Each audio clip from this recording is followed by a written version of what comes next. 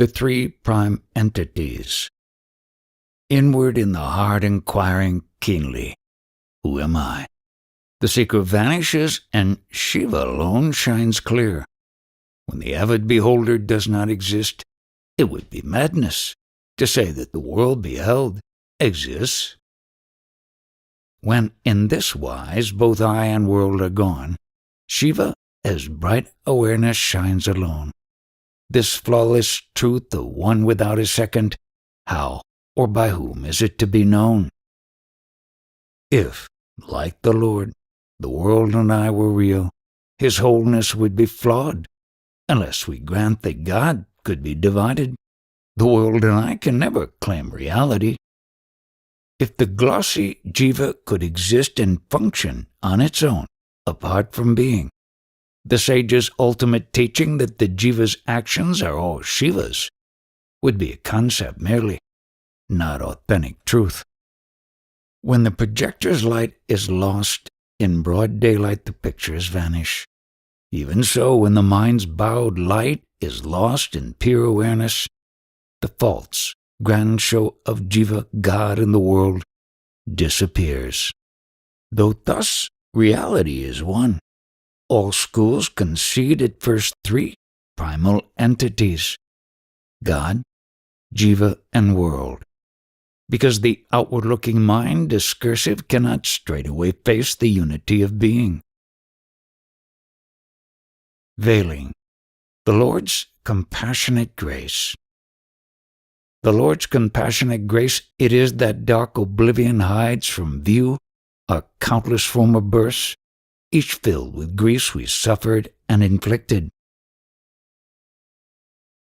The Lord's compassionate grace it is, that dark oblivion hides from view our countless former births, each filled with griefs we suffered and inflicted. Memory of the tales of troubles this present birth has brought on us embitters our whole life and makes forgetfulness a thing to long for. Individuality. Vyakti and Shakti owe their being to the wandering mind's conceptual power, but in the self's reality, beyond the mind's bewildering play, they have not and have never had existence. Ascribing individual being to realized muktas is sheer folly. Their being is universal being. Their separateness seen in that pure sky is but the shadow cast by the separateness of lookers-on still bound. In the hearts of seekers, awareness only stands as true soul being, and attachment to the body is no more. How can we then declare that this one or that one is a peerless seer? Are seers but bodies, and so more than one? You who go round in eager search of this great soul and that great soul to look at, are not all great souls yourself to reach and know and be? So long as one retains a trace of individuality, one is a seeker still, and not a true seer, effort-free, even though one's penance and one's powers may be wonderful indeed. Without self-knowledge which transcends all individuality, vain, vain are wonder-working powers who would seek these maddening gifts, but those who have not known their true identity as self. The seer, consummate, formless, is the sum of all the wonder-workers that are known. His are the many miracles that happen. His Dakshinamurtis, His who stands as witness of them all. Wrong identification. Like one who takes a crocodile for a boat and with its help tries to cross a river, are those who, while they pamper the trivial flesh, claim also that they are earnest seekers of the living self. Give up the thought that this frail body is the self. Pursue the self which is eternal bliss. To seek it while cherishing the perishable body is like trying to cross a river using a crocodile for a raft. Sri Bhagavan. Forgetting being awareness bliss, the self which is too subtle for speech and thought, and toiling hard for the body of flesh is like trudging up and down a tall, steep sweep in order to water some coarse and worthless weed.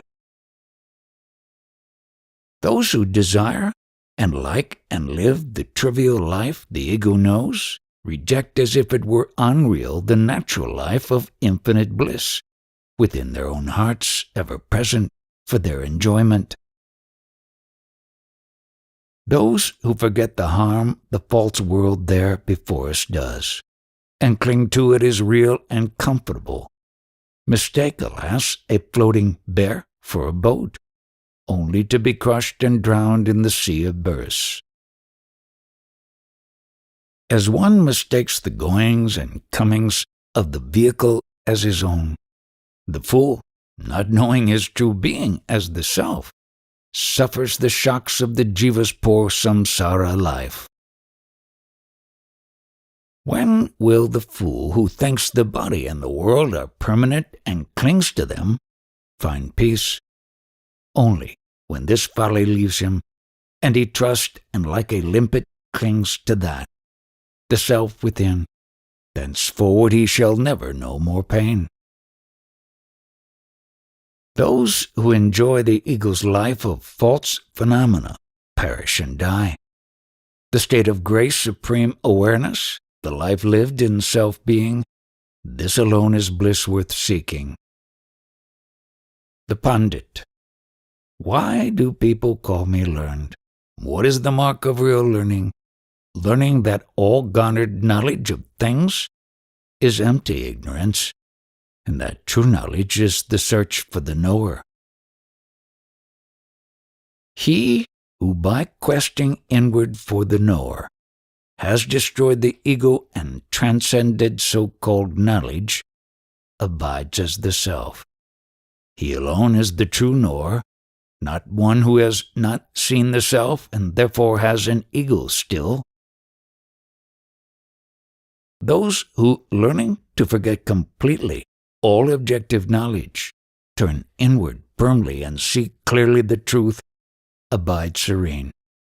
Those who try to recall forgotten things pine bewildered, fretting over false phenomena. Poor fellow, you who are so proud of your omniscience, when you are questioned, you know all things, do you know who you are? You collapse, disgraced, discomfited. O man of genius, may this your ego mind dry up as dust and perish utterly. When knowledge, marred by doubt and error, disappears in true awareness, clear and pure, one thus established firmly in self-being, free from falsehood, has crossed over to the further shore of the river of knowledge.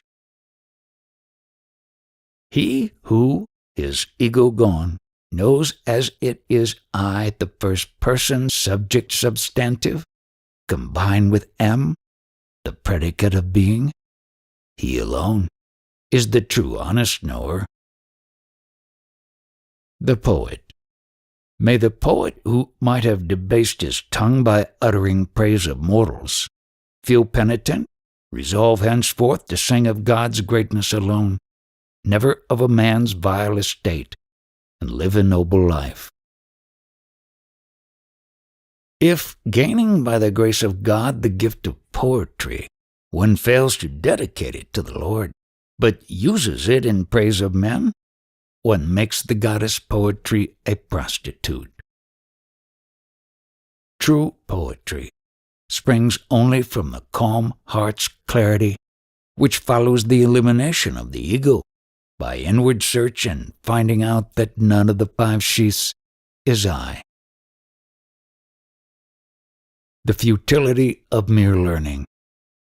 Books of guidance all prescribe freedom from thought as the best way to find freedom. This being the heart of every art, being known of what avail all the arts. when those whose conduct is not godly take up the study of Vedanta and sacred books, they but defile Vedanta, radiant, pure itself.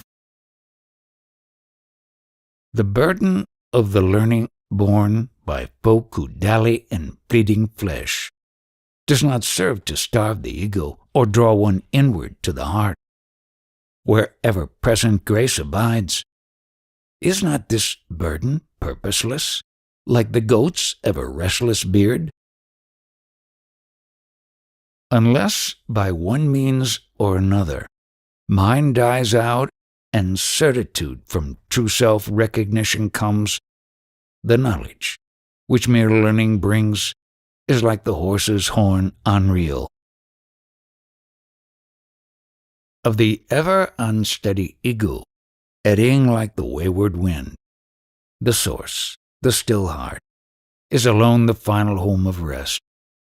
The arts provide but bustling battlefields in between.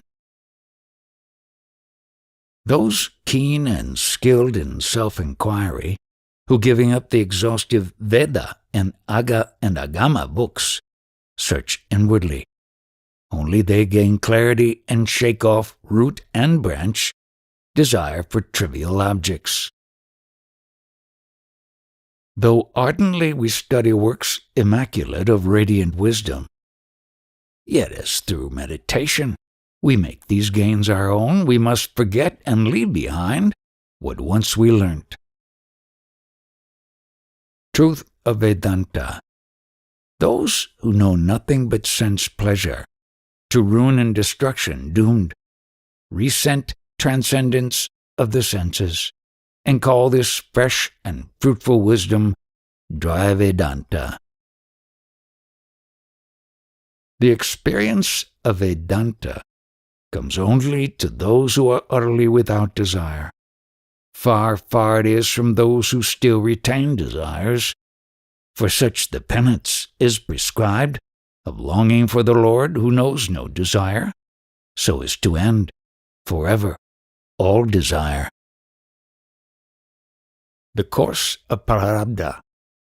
What we experience now is only the fruit of former actions. Knowing this, one should not worry what happens to one. Whether or not one likes it, one may not escape. One needs must eat the food one has prepared. Each one's destined food. Shiva as witness shines within. He who knows himself as not the eater, but the witness of self, he is none other than Shiva Supreme. Like the steady shadow lurking at the lamppost, some people's ego darkness tarries while they stay unmoving near the master of boundless wisdom, and their bodies grow old and die. Such is their fate, their raw and unripe state. The power of prarabdha. How is it that the eightfold siddhis and supreme self-knowledge do not come together when so desired? It is because the world is such that wealth and wisdom stand apart. False jiva and self. To jump about and play vile tricks, like a little Satan, to flit from thought to thought, to look and see and suffer much. This is the false jiva's nature. The self's true nature is but to be and shine. Strength of vasanas. Flung back by vasanas, naughty boys, into samsara's eddying stream, some creatures suffer, alas, unable to stand firm on the bank, the self. The ego not. Lapsing from the self-deceit, the being-awareness vast unbroken, a separate I springs up, which falls into the air of confronting a world perceived as something other than the self. Trusting to the body's truth, the false self-blinded ego not lusts after various allurements, all imaginary, like the blueness of the sky, and thus tightens into hardness. The mind's eye jaundiced by desire, blind to the self from bondage free, mistakes the body as the eye, hides behind the fivefold sheath, and sees the world objectively as something other than the self. The life of folly, lived by the filthy ego which deems the flesh its home, is no true life. It is a dream, a passing fancy seen in the self, auspicious, blissful Shiva supreme. The jiva false is but a shadow, functioning amid the other shadows that make up the world movie. The ego's strength. When ego ends, then one becomes a devotee true. When ego ends, one becomes a knower too. When ego ends, one becomes being supreme. When ego ends, grace fills all space. Only the hero strong, who has discarded the ego, body-based, is a true ascetic and a true seer. Hard it is for those who still retain regard for asrama or varna to cast off the ego's heavy burden. One who sees otherness and difference cannot become a Brahmin merely by the study of the Vedas 4. Who sees his ego dead and knows the Vedas' import, he alone is truly a Brahmin. Failing in this, one swelters within, fallen, despised. Kanapa, ripe in love, scooped out and in the Lord's face planted his eyes. But till he plucked them and planted them, he too retained a trace of pride in those bright, beautiful orbs of his. Attachment to the body dies hard, very hard indeed. Why did the three-eyed Lord ordain that Kanapa should pluck and plant those eyes of which he was so proud? It was to save him from the deadly folly of deeming he was mere flesh inert. Such is the might of Shiva's grace, of love for him. The ego's dance. Seen aright the primal ruler's dance, his world play comes to this. If ego rises, all things rise. If it subsides, they all subside. The ego life that people lead in the three worlds delusion bound is nothing but the dance of demons, clinging to corpses in the burning ground. Here, right now, is a wonder of wonders. Listen, it is the bustling, hustling zeal in action of folk who cannot even think at all unless they are by omnipresent awareness made to think. Much like the boast of the cripple who said, "Single-handed I would meet this host of enemies, lay them low and rise a pile of corpses here, if only someone first would lift and prop me up."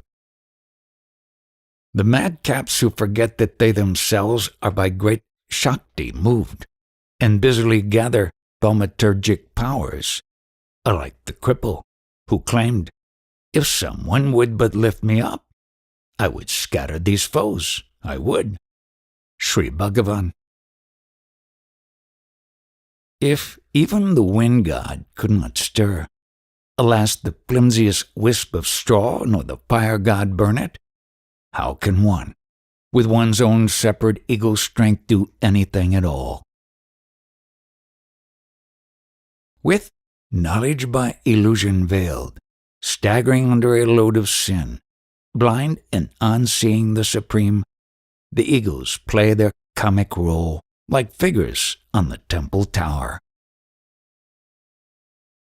Sensible passengers do not carry their luggage on their own poor heads in a fast train, hauling under steam power heaviest loads like wisp of straw. Even so, because the power supreme does as it must sustain all things, men should leave their burdens of care on that awareness and feel free. In meditation deep, While yet a trace of ego lingers, fear and trembling may sometimes occur. But when the ego dies at last in pure awareness, quaking stops, stillness alone prevails. When the ever-restless fiend mind, freed at last from fond illusion, merges in pure awareness as a waveless sea, the ego subsides, restoring one to health and wholeness. To shed the ignorant ego's fond illusions, and to realize that we do nothing and all deeds are his, this death of the villainous sense of doership is true strength, the power that springs from penance pure. Treachery to the self. Traitors to the self are those deluded fools who do not see that all these worlds and creatures seeming so many and various are the self alone, held and beheld within its own ethereal space of pure awareness. Heaven and hell. Please don't debate, good folk, whether heaven and hell exists. As much as this our world exists, so long, so much they too exist. If scholars with their minds, made up that these our bodies and world exist, would join us in the quest, we shall assert that heaven and hell exist no less. Terror of hell. In fear of hell they tremble, who know not that hell is the ego's fault. Those who know what causes hell have found the way to the heaven of truth. Victory over Naraka. Narayana slew Naraka. They say, who acts as if this wretched body were himself is Naraka. Whoever questioning whence this demon rises, slays him is Narayana himself. The ceremonial bathing done during Deepavali celebrates the victory over the demon Naraka, seeking out his dwelling place and slaying him there. One bathes oneself in the pure waters of awareness. The demon Naraka, who rules hell with the notion, body is I. Where is this demon? Inquiring thus with the disgust of jnana, Narayana destroys the demon, and this day is Narayaka Chaturdasi, Sri Bhagavan.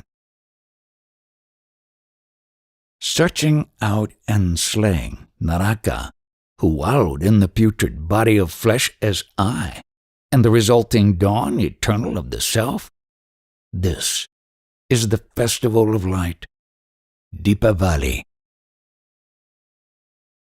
Turning inward. Even the knowledge sense perceived of the world without has for its ground the self above. To search for knowledge somewhere else, apart from that, is but to grasp the shadow, not the substance. How to make the mind, which now looks painfully at forms and features there without, turn inward, by asking who this I, this mind is which sees this trivial world, and thus directing it towards the self. Poor seer who suffers endlessly because you still perceive the object, not the subject. Please, look inward, not without, and taste the bliss of non-duality. O heart of mine, it is not wise to stay out. Safe it is to stay within. Conceal yourself from Maya, which plans to draw you out to destroy you. Stay within. Running out in search of wonders and dancing there with pleasure, do not perish. Better with the light of grace look within, and find certitude in being and abiding as your true self. The notion of duality brings pain and mars the peace of everyone. It is wise and proper, then, to control the play of mind and save it from this notion's hold. The pilgrims who, without discovering what is within, proceed from place to place, ever hovering bird-like? No, Shiva Supreme is but awareness, absolutely still, abiding, centered in the heart. Not like a boat's sail wide outspread and worn away by wind and weather, but like the humble anchor sunk in the vast ocean's depth, the mind should plunge and settle in the heart of wisdom. For the man of Dharma seeking experience of the state supreme, the heroic action needed is to draw in the outward darting mind and fix it firmly in the heart. If the mind, turned outward and distracted, starts observing its own being, alienation ends. The vestige ego merges in the light of true awareness shining in the heart. The kingdom of God. Because we think we are the body, we imagine that heaven exists somewhere afar. The pure, bright world of Shiva is not a place to go to. Nowhere but in your heart alone it is.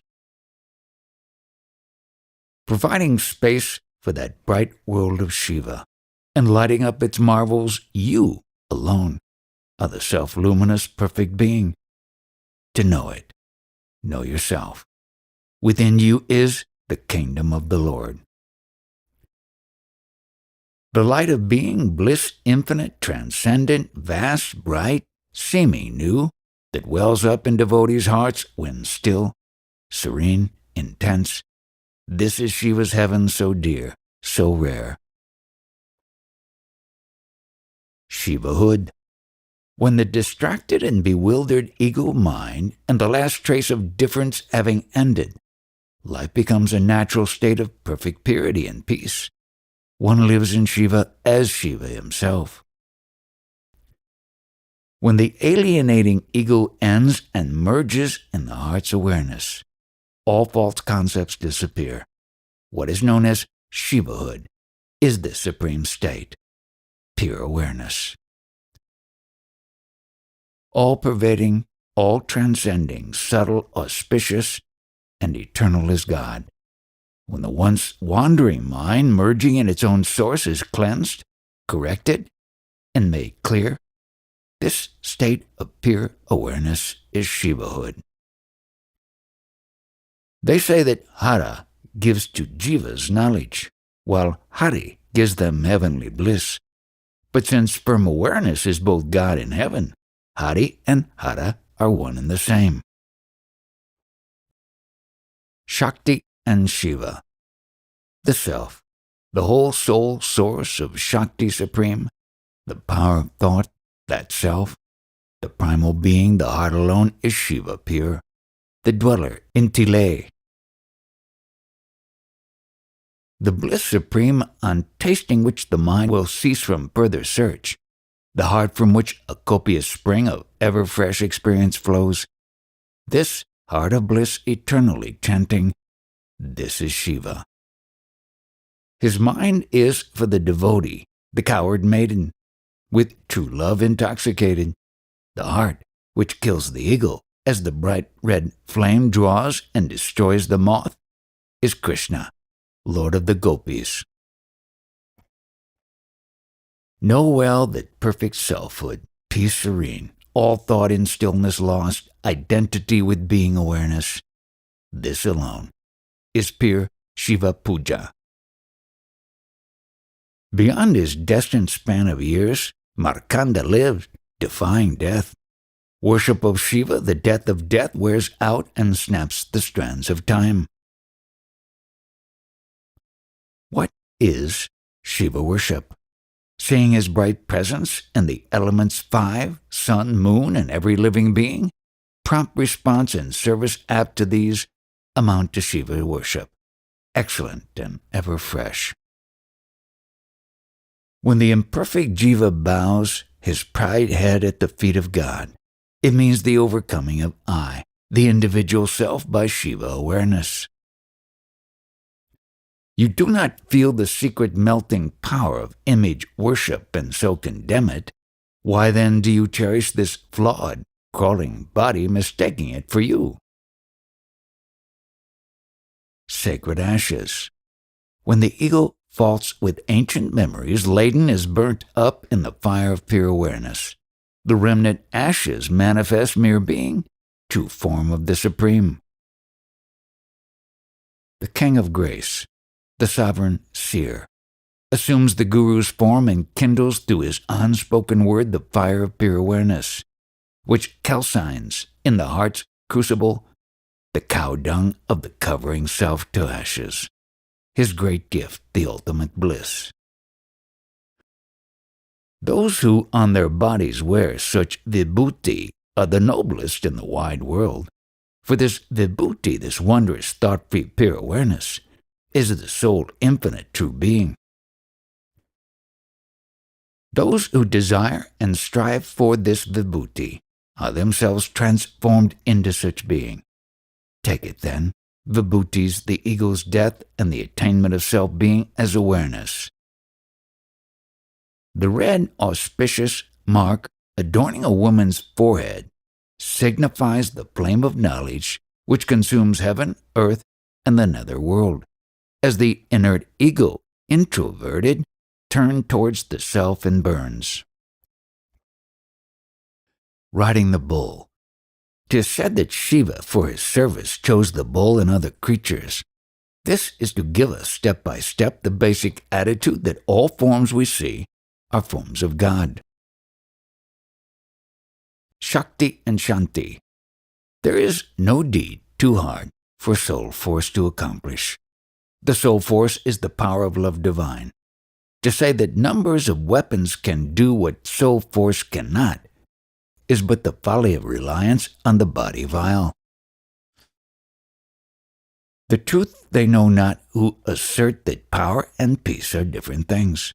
What abides as peace within appears to outward sight as power. Sri Bhagavan, what to inward sight is peace appears as power to outward sight, for those who truly know the two are one and the same. The seeker, strict in discipline, gains diverse powers of punishment, but perfect meekness is the mark of the master of awareness true. Macro and micro. When the opposite poles of two magnets, one huge, the other tiny, come together, the small acquires and shares the power and nature of the large.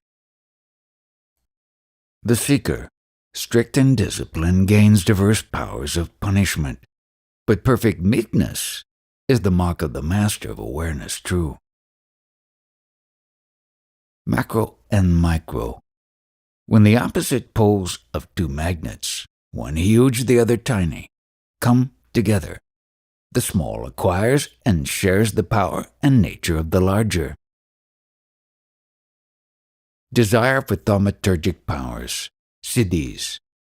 From him who offers all, the whole self, why ask for some few silly siddhis?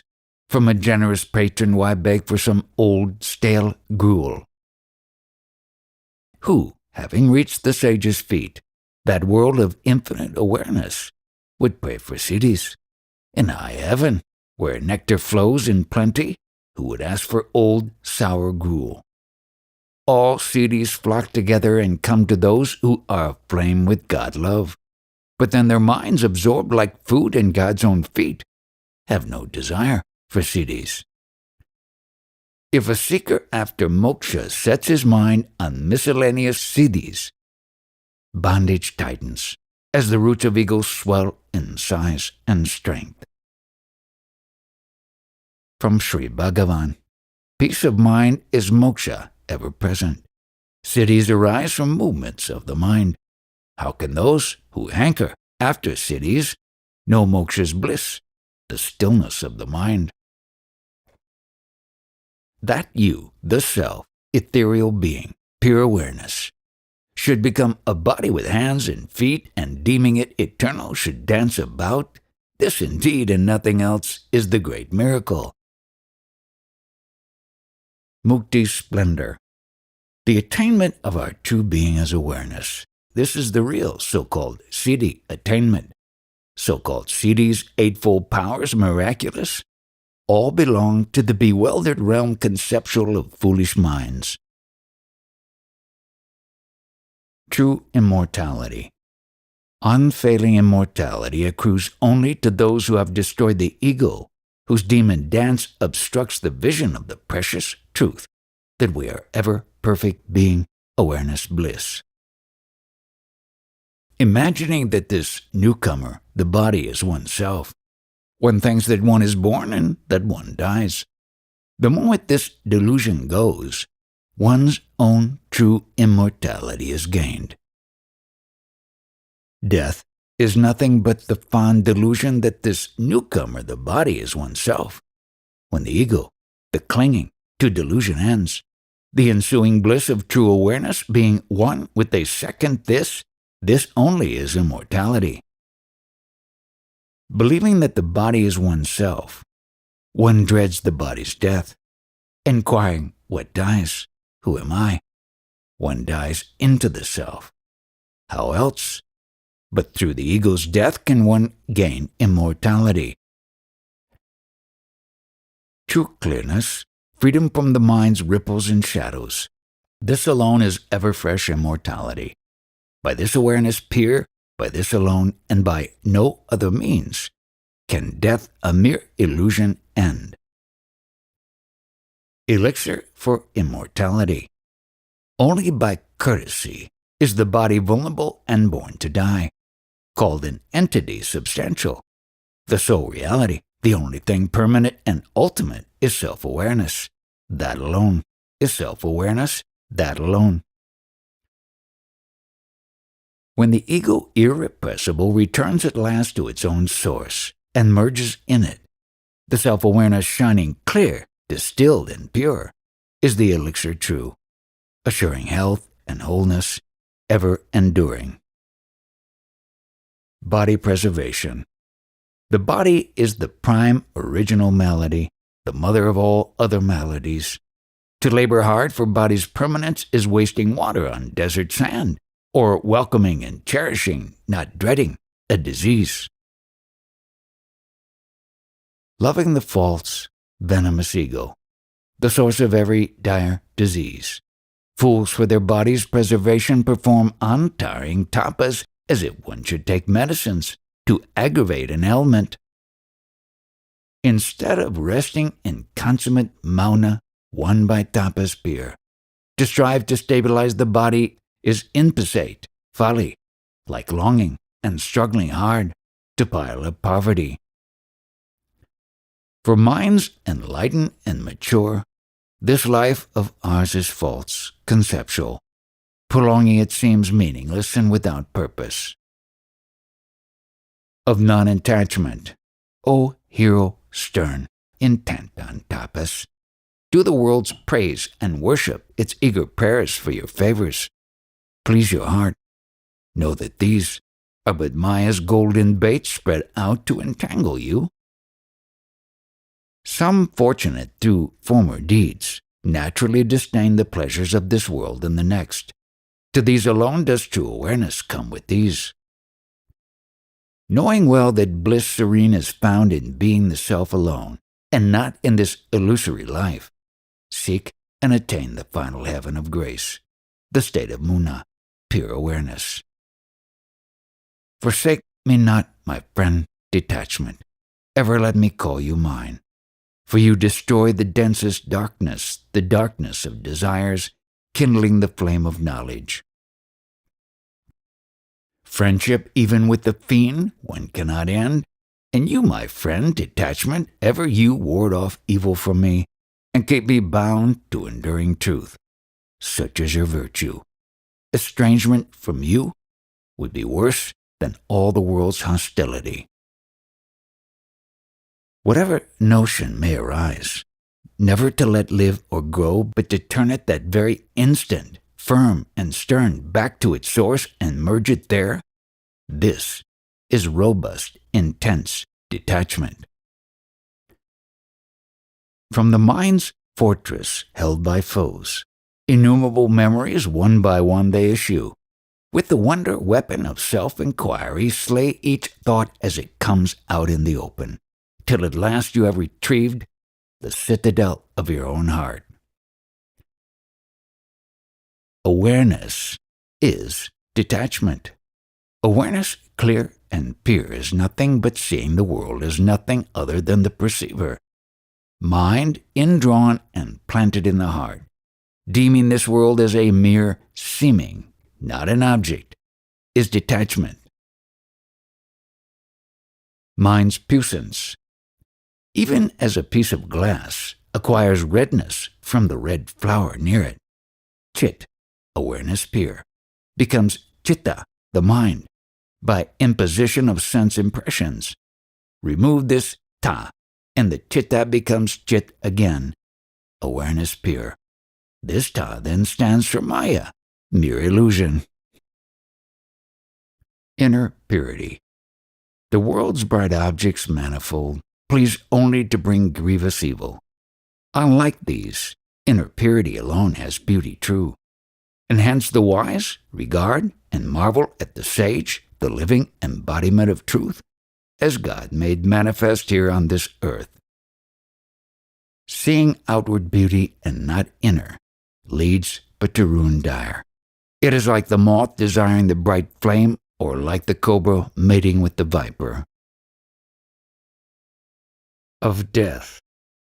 What else is death but straying from the perfect state of being the self, immortal, home of love eternal and bliss supreme, the heaven of true awareness?